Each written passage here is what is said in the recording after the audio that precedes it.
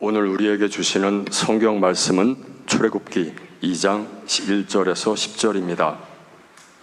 레위 가문의 한 남자가 레위 가문의 한 여자를 아내로 맞이하였다. 그 여자가 임신을 하여 아들을 낳았는데 그 아이가 하도 잘생겨서 남이 모르게 석 달 동안이나 길렀다. 그러나 더 이상 숨길 수가 없어서 갈대 상자를 구하여다가 역청과 송진을 바르고 아이를 거기에 담아 강가의 갈대 사이에 놓아두었다. 그 아이의 누이가 멀찍이 서서 아이가 어떻게 되는지를 지켜보고 있었다. 마침 바로의 딸이 목욕을 하려고 강으로 내려왔다. 시녀들이 강가를 거닐고 있을 때에 공주가 갈대숲 속에 있는 상자를 보고 시녀 한 명을 보내서 그것을 가져오게 하였다. 열어보니 거기에 남자아이가 울고 있었다. 공주가 그 아이를 불쌍히 여기면서 말하였다. 이 아이는 틀림없이 히브리 사람의 아이로구나. 그때 그 아이의 누이가 나서서 바로의 딸에게 말하였다. 제가 가서 히브리 여인 가운데서 아기에게 젖을 먹일 유모를 데려다 드릴까요? 바로의 딸이 대답하였다. 그래, 어서 데려오너라. 그 소녀가 가서 그 아이의 어머니를 불러왔다. 바로의 딸이 그에게 말하였다. 이 아이를 데리고 가서 나를 대신하여 젖을 먹여다오. 그렇게 하면 내가 너에게 삭슬 주겠다. 그래서 그 여인은 이 아이를 데리고 가서 젖을 먹였다. 그 아이가 다 자란 다음에 그 여인이 그 아이를 바로의 딸에게 데려다 주니 공주는 이 아이를 양자로 삼았다. 공주는 내가 그를 물에서 건졌다 하면서 그의 이름을 모세라고 지었다. 이것은 주님의 말씀입니다. 지난 월요일부터 우리는 사김의 소리 진도를 따라서 출애굽기를 읽기 시작했습니다. 출애굽기는 창세기 이야기가 끝난 시점으로부터 약 400년 후로부터 시작합니다. 기근을 피해서 잠시 이집트로 내려간 야곱의 가족은 그곳에서 하염없이 머물러 지내게 되지요. 저도 그렇습니다만은 아마 여기 계신 많은 분들이 그렇게 이민의 생활을 하고 계시겠지요. 처음부터 이 이민을 작정하고 온 분들보다는 잠시 내 필요를 위해 채우기 위해 왔다가 머물러 있는 그런 경우가 더 많겠죠. 이집트에 내려온 1세대 히브리 사람들 중에는 이집트 땅에서 숨을 거두면서 하나님께서 아브라함을 불러내어 이루려던 계획이 영영 틀어지는 것은 아닌가, 혹은 더 이상 여기 있지 말고 우리 돌아갑시다 하고 그렇게 주장한 사람도 있었을 것입니다. 무슨 이유인지 알 수 없지만 그들은 그곳에 계속 머물러 살았고 그렇게 해서 400년이 흘러가게 됩니다. 요셉이 살아있는 동안, 그리고 이집트의 왕들이 요셉의 공헌을 기억하는 동안 히브리 사람들은 고센 땅에서 아주 편안히 살았습니다. 이집트 사람들은 목축업을 제일 천시했기 때문에 히브리 사람들에게 그 일을 맡겼습니다. 그러니까 이집트 사람들이 사는 지역으로부터 먼 지역에서 양과 가축을 길러서 이집트 사람들의 식탁에 고기를 공급해주는 그런 일을 주로 하게 된 것이지요. 그러는 사이에 이스라엘 백성의 인구가 증가했고 점점 세력이 커지게 됩니다. 그러자 이집트 사람들 사이에 히브리 사람들에 대한 혐오감과 배척 감정이 생겨나게 됩니다. 그것이 우리 이주민 소수자들이 자주 겪는 패턴이지요. 처음에는 선대를 해주다가 자신들에게 불리하다 싶으면 배척하게 되고 경계하는 그런 것이지요. 그것이 심해지면 혐오하게 되고, 그리고 구체적으로 압력을 가합니다. 그런 혐오의 감정이 이집트 백성의 마음에서 서서히 이제 끌어오르기 그럴 즈음에 새로운 왕이 등극하게 되지요. 그는 이집트 사람들의 마음속에 퍼져 있던 이 히브리 사람들에 대한 반감을 자극하고 그러면서 억압 정책을 펼칩니다. 히브리 사람들은 잠재적인 범죄자로 취급받습니다. 바로는 히브리 사람들을 강제 노동에 동원하는 방법으로 억압하지요. 사람들은 이집트를 방문하면 스핑크스나 피라미드 같은 것을 유적을 보고 그 위용에 감탄하지요. 그것을 보고 그 위용에 감탄할 뿐만 아니라 그 어마어마한 건축물 뒤에 보이지 않는 그것을 지은 그 권력자의 어마어마한 야심과 그로 인해서 그 희생된 수많은 민초들의 아픔과 눈물을 기억해야 할 것입니다. 바로 이 히브리 사람들이 그런 일에 동원이 됐던 것이지요. 하지만 그 억압 정책은 별 효과를 내지 못했습니다. 강제 노역으로 인해서 히브리 남성들은 더 강인해졌고 출산율은 더 높아졌습니다. 그러자 바로는 더 심한 조치를 취합니다. 히브리 산파들에게 새로 출산되는 아이들 가운데 남자아이들은 모두 다 살해하라고 명령하지요. 악한 사람에게 권력이 쥐어지면 이렇듯 보통 사람들의 일상은 뒤죽박죽이 되어버립니다. 그럴 때 다수의 사람들은 불의와 악행을 알면서도 침묵하지요. 보복이 두렵기 때문입니다. 누가 다른 사람이 나서주기를 바라면서 자신과 자신의 가족의 안위만을 꾀하게 됩니다. 반면에 기회는 이때다라고 생각하고 권력자의 빌부터 불의와 악행에 가담해서 한 몫을 잡으려는 사람들도 있습니다. 세상이 어찌 되든 자신의 이익만을 꾀하는 기회주의자들은 어느 시대나 존재하게 마련입니다. 침묵과 방관도 아니고 야합과 아부도 아닌 제3의 길을 가는 사람들이 있습니다. 자신이 선 자리에서 자신이 할 수 있는 힘으로 불의와 악행에 의해서 고통받는 약자들을 돌보면서 선을 행하는 사람들입니다. 불의한 권력에 직접 맞설 용기는 없어도 작은 용기라도 내서 자신이 할 수 있는 일을 통해서 그 권력자의 불의와 악행에 대해서 저항하는 것입니다. 히브리 산파들이 그렇게 했습니다. 그들은 산파로서 자신들이 해야 할 일이 무엇인지를 알았습니다. 그들의 행위에 대해서 출애굽기 1장 17절은 이렇게 말합니다. 그러나 산파들은 하나님을 두려워하였으므로 이집트 왕이 그들에게 명령한 대로 하지 않고 남자아이들을 살려두었다. 이 여인들은 바로를 두려워했지만 그러나 그들에게는 더 두려운 분이 있었습니다. 그들은 바로에게는 맞설 수 없었지만 그렇다고 해도 그 명령을 그대로 수행할 수는 없었습니다. 연약한 생명을 해치는 것은 하나님의 뜻에 맞지 않았기 때문입니다. 그래서 그들은 바로의 명령에 소극적으로 행하게 되지요. 그것만으로도 그들은 얼마든지 위험에 빠질 수 있었습니다. 그러나 그렇다고 해서 무작정 그 명령을 따를 수는 없었습니다. 모세의 어머니 요게벳은 그 아이를 임신하고 나서 해산할 때까지 얼마나 기도했겠습니까? 이 아이가 딸이 되어주기를.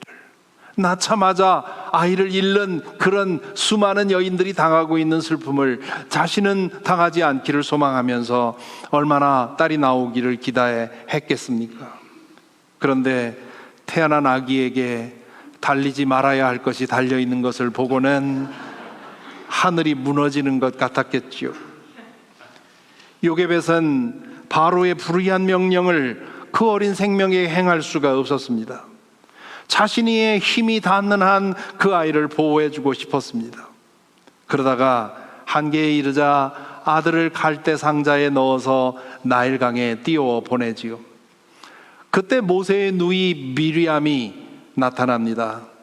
엄마의 지시를 받았는지 아니면 자기 자신의 생각대로 했는지는 알 수 없습니다만 그는 나일강을 따라가면서 갈대 상자가 어떻게 되는지를 지켜봅니다.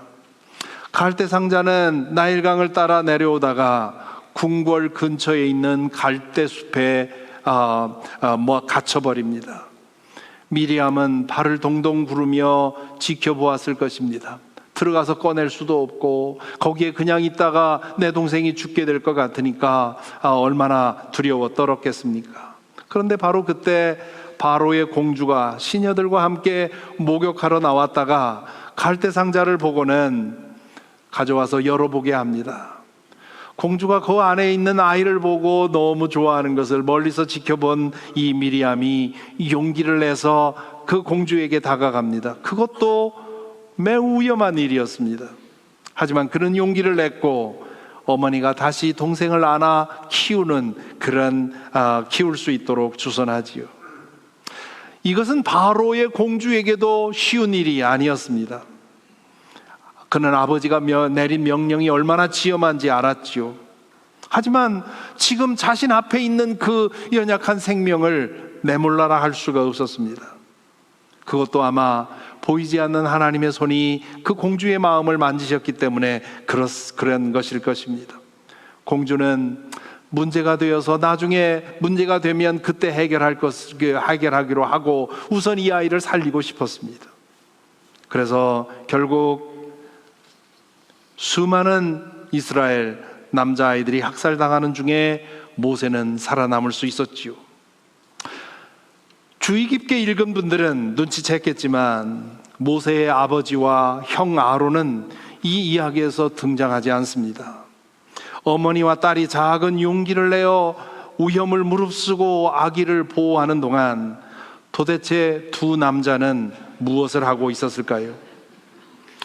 자세한 사정은 알 수 없지만 이 중요한 시점에 이 절박한 상황에 두 남자가 그림자도 보이지 않는다는 사실은 그들은 침묵하고 외면하기로 선택했다는 뜻일 수 있습니다. 형 아론은 그래도 어린아이니까 그렇다 치는데 그 아버지는 아내와 딸이 그 노력을 할 때 무엇을 했겠습니까? 그로 인해서 이 아버지는 철저히 잊혀지게 되지요. 제가 신학대학원 입학시험을 치를 때 성경시험에 모세의 아버지의 이름을 쓰시오라는 게 있었습니다. 제가 어릴 때부터 교회를 다녔고 성경을 여러 번 읽었고 출애굽기의 내용을 훤히 알고 있는데 모세의 아버지 이름은 한 번도 궁금해 보지 않았고 한 번도 찾아본 적이 없습니다. 그래서 답을 못하고 나왔는데 나와보니까 그때 시험 치른 사람 중에 답 쓴 사람이 한 사람도 없었습니다. 그런 것을 가리켜서 킬러 문항이라고 요즘 얘기를 하더군요. 실력 차이를 알아보기 위해서 함정 같은 문제를 끼워 넣는 것이지요. 모세의 아버지 이름은 출애굽기 6장 20절에 족보에서 딱 한 번 나옵니다. 뭐냐고요? 일부 예배 때는 알았는데 까먹었습니다.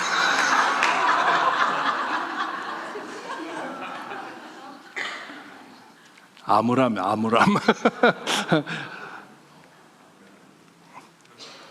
아므르면 어떻습니까?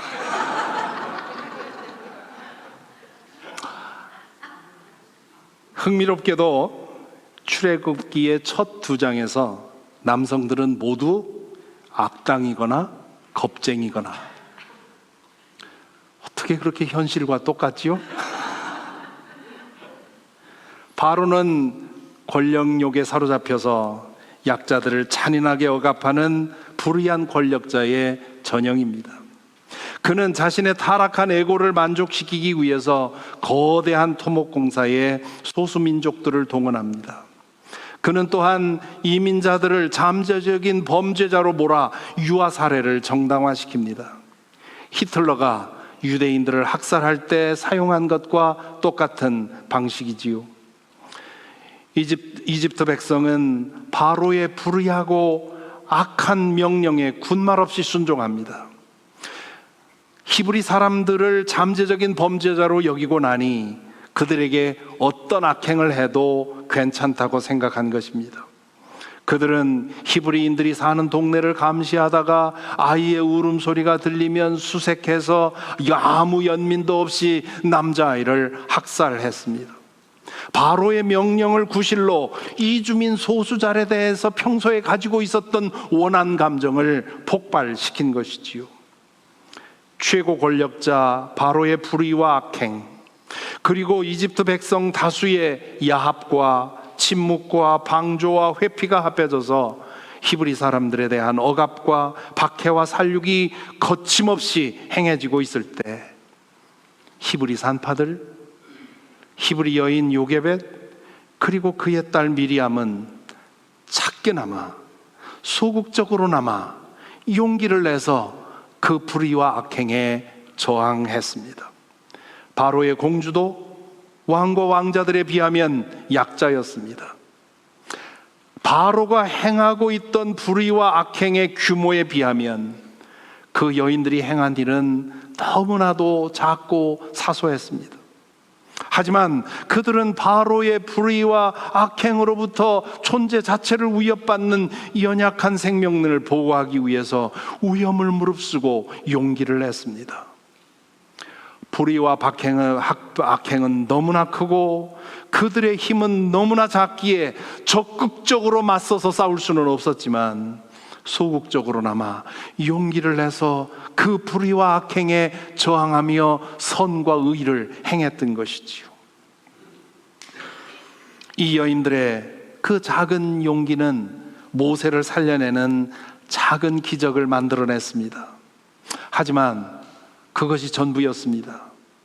우리는 출애굽기에서 3장으로 가면 곧바로 모세를 부르는 얘기가 나오지만 그로부터 80년의 시간을 건너뛴 겁니다.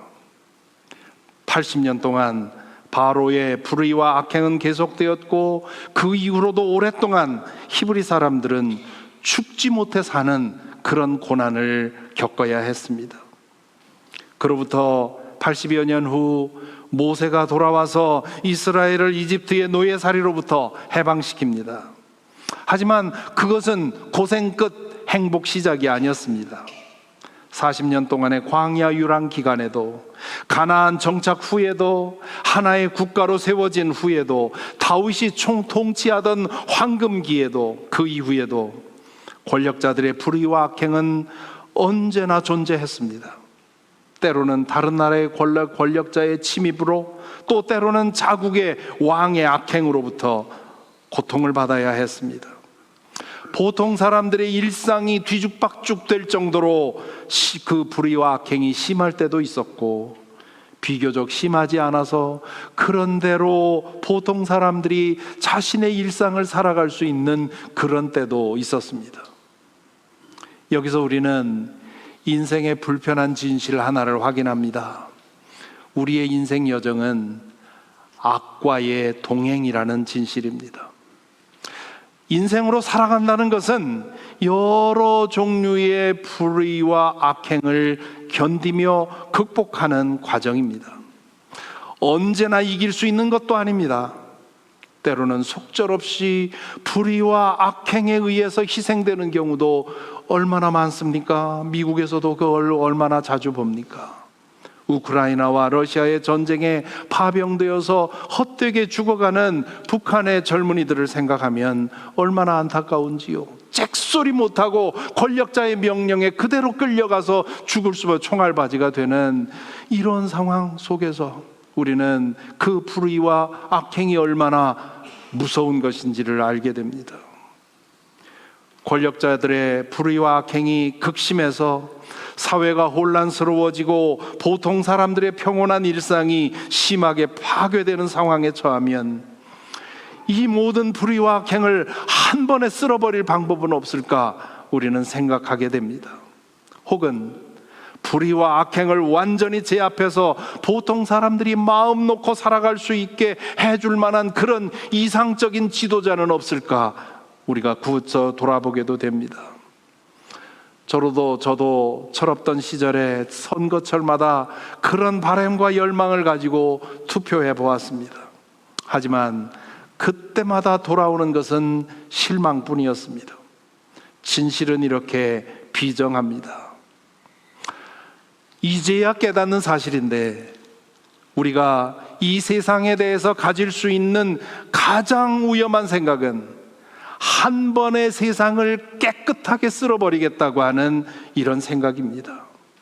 안타깝게도 우리가 사는 세상은 인간의 방법으로, 인간의 수단으로 깨끗하게 만들 수가 없습니다.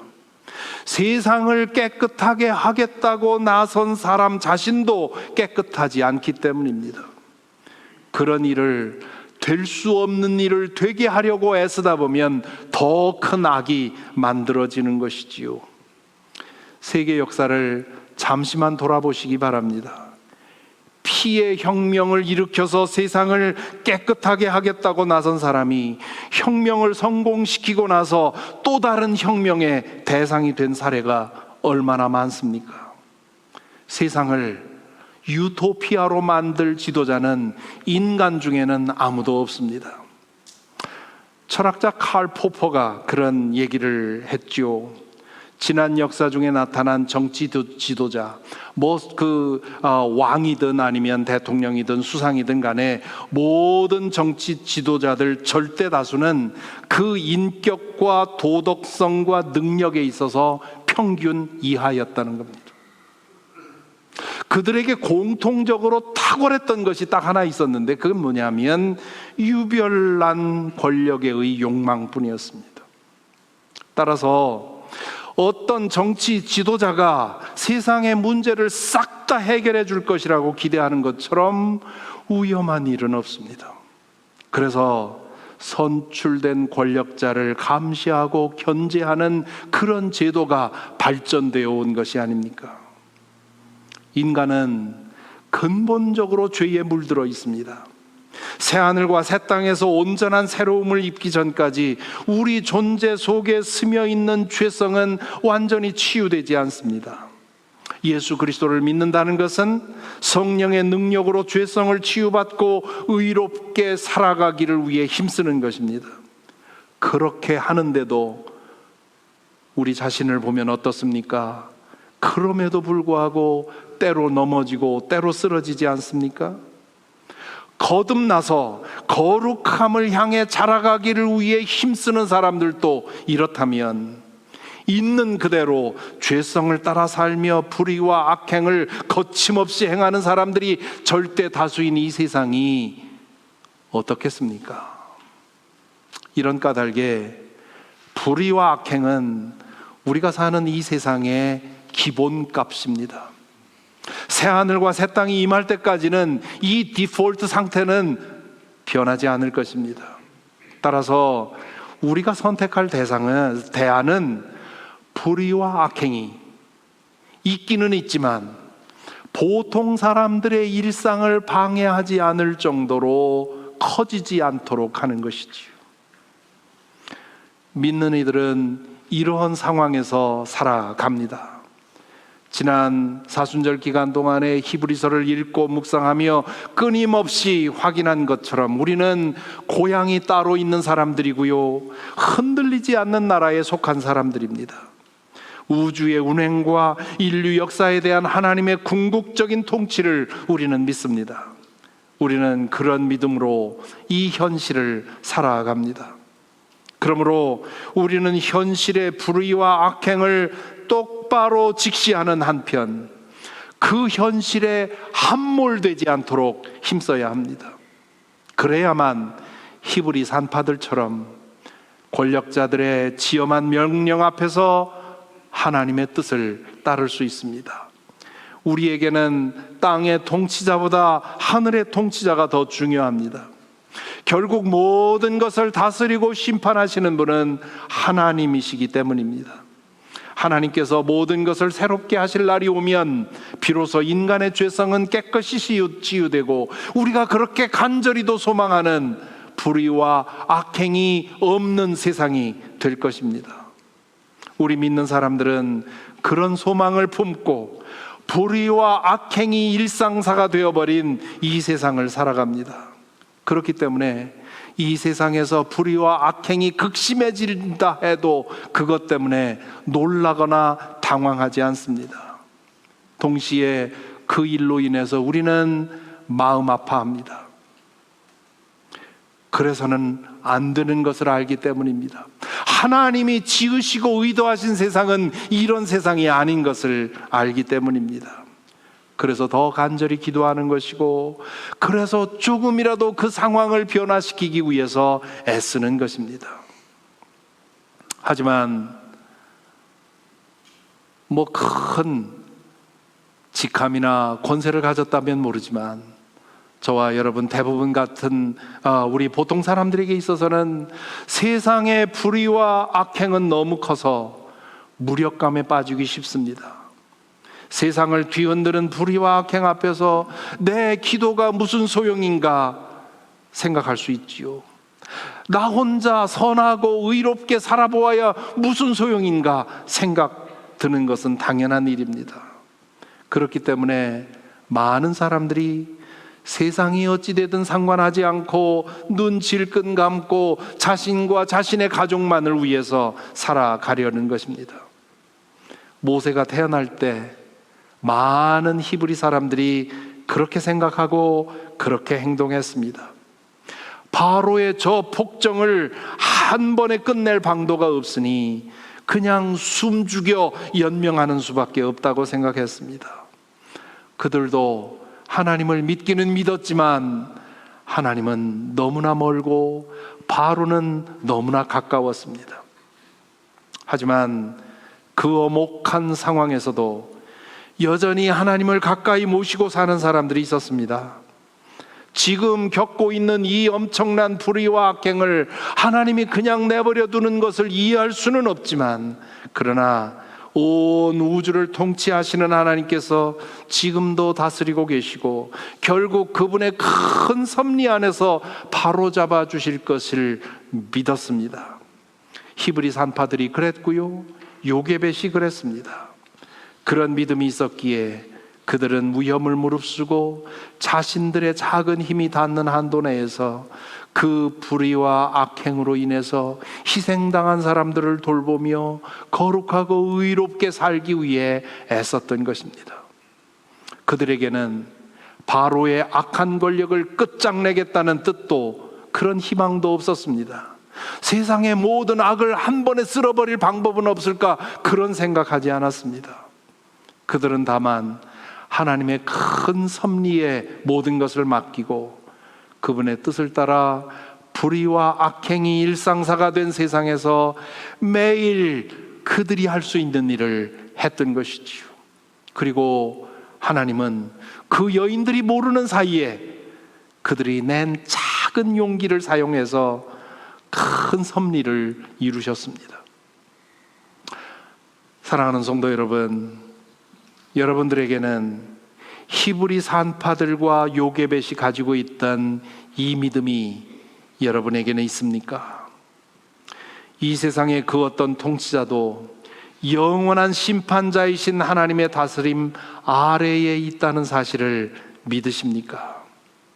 세상의 형편이 아무리 혼란스럽고 뒤죽박죽이어도 하나님의 큰 섭리 안에 있음을 믿습니까? 하나님께서는 세상의 불의와 악행을 보고 계시고 그것에 대한 대책을 가지고 계심을 믿습니까? 이 믿음 위에 굳게 서십시다. 세상이 어지울수록, 불의와 악행이 심할수록 이 믿음이 자꾸 흔들립니다. 도대체 하나님은 무엇 하시나? 하나님은 도대체 무슨 계획을 가지고 계시길래 이 악한 상황을 그대로 내버려 두시는가? 그런 질문을 하게 되지요. 그렇게 되면 현실의 악에 함몰되고 믿음을 잃어버립니다. 그래서 자꾸만 눈을 감고 우리의 영적 시야를 회복하도록 힘써야 합니다. 우리의 궁극적인 희망은 어떤 정치 지도자에게 있지 않습니다. 우리의 공통된 과제는 현실의 불의와 악행이 도를 넘어 보통 사람들의 일상이 망가지지 않도록 힘을 합치는 일입니다. 그렇게 하면서 우리 각자의 삶의 현장에서 하나님의 뜻을 살펴서 바르고 의롭게 살아가도록 힘쓰는 것이지요. 자신과 자신의 가족의 안위만을 위해서 힘쓰는 것이 아니라 현실의 불의와 악행으로 인해서 고통받는 이웃을 돌보고 돕는 것입니다. 그것이 새하늘과 새 땅이 임할 때까지 불의와 악행이 기본값이 된 이 세상에서 믿는 우리가 살아가는 방법입니다. 하나님의 거대한 섭리를 믿고 우리 각자가 선 자리에서 하나님의 뜻을 따라 살기 위해 작은 용기라도 내서 바르고 의롭게 살아갈 때 하나님께서는 그분의 뜻을 이루실 줄로 믿습니다. 부디 저와 여러분 우리 모두에게 이런 믿음과 소망이 분명해서 악한 현실 가운데서라도 소망을 든든히 붙잡고 내 작은 몸짓으로라도 의롭게 살기 위해 힘쓰는, 그래서 하나님이 만들어 가시는 일에 우리의 작은 숨이 더해지는 은총이 있게 되기를 간절히 기원합니다. 기도하겠습니다. 이제 묵상 중에 기도하면서 우리 히브리 산파들과 요게벳의 믿음을 구하십시다. 역사의 주관자이신 하나님께 대한 믿음을 구하십시다. 하나님의 거대한 섭리에 대한 믿음 위에 서서 세상의 현실을 직시하고 현실의 불의와 악행이 줄어들도록 우리가 할 수 있는 일을 행하면서 하나님의 뜻을 따라 바르고 의롭게 살도록 인도해 주시기를 기도하십시다. 하나님의 거대한 섭리를 믿고 작으나마 용기를 내어 선하고 의롭게 살게 해 주시기를 기도하십시다. 기도하겠습니다.